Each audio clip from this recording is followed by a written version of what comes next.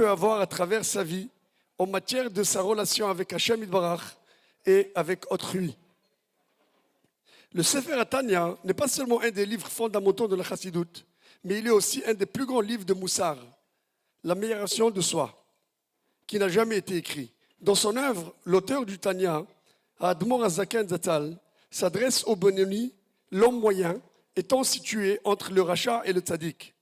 Tout comme le Tzadik, le Benoni aussi ne transgresse aucun commandement de la Torah. Et la différence avec le Tzadik est que le Benoni est toujours soumis à son Nefesh HaBehamit, soit à son âme animale. Le Tzadik est celui qui, à travers ses efforts, a réussi à éliminer le Yetzer Hara.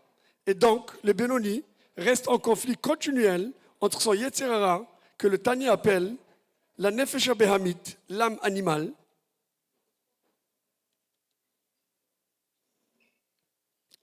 la Nefesh HaBehamit de sa nature n'est pas négative. Elle n'aspire pas nécessairement au désir corporel. Elle peut être radoucie et plus sage. Le Tanya nous permet de réaliser, à travers son étude, qu'il est possible de rediriger l'instinct animal dans une autre direction plus sainte. Et d'autre part, le Yetzer Hatov, qui est la Nefesh HaElokit, l'âme divine, spirituelle, que l'auteur décrit comme étant Chelek Eloka Mimal, une part de Hashem Yitbarach lui-même. Un juif doit savoir que dans n'importe quelle situation dans laquelle il se retrouve, Hashem est avec lui. Le Tanya nous permet en premier lieu de bien comprendre l'enjeu énorme qui exige être un Benoni, homme moyen. Mais ensuite, nous donne les outils nécessaires pour confronter cette bataille constante entre nos deux âmes.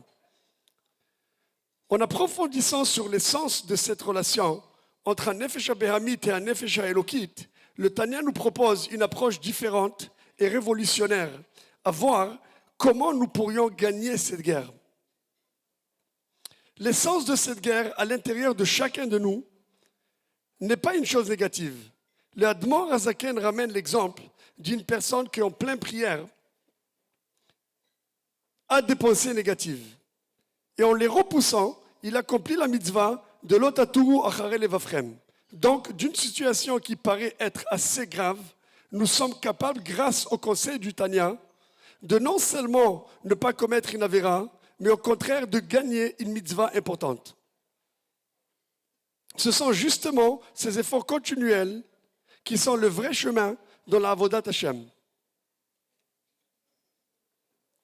L'approche principale du Tanya est de traiter tous les problèmes à la source, en s'adressant au plus profond de nous-mêmes. De cette façon, nos midot sont affectés de façon positive en même temps.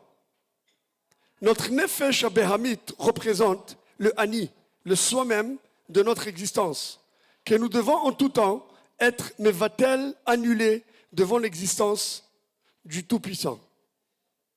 Ce qui dévoile en nous plus, ce qui dévoile de plus en nous, notre Nefesh HaElokit. Cette règle devient le baromètre de chaque action que nous faisons en dehors de toutes les mitzvot de la Torah qu'on espère faire les Shem Shamaim, à savoir une action qui a un intérêt personnel initié par notre Nefesh HaBehamit, ou au contraire une action sans intérêt personnel qui provient de notre âme divine,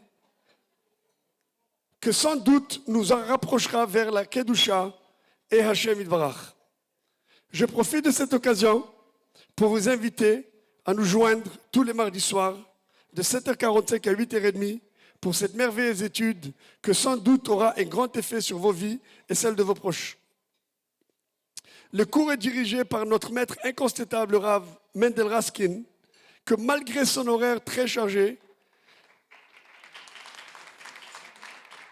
a fait de ce cours une priorité. Merci beaucoup, Kvod Harav. Comme je le dis souvent depuis que nous avons commencé ce cours, il y a des gens qui payent des milliards pour voyager à l'espace une fois dans leur vie. Nous allons toutes les semaines et c'est gratuit. Bruchim Tihiou.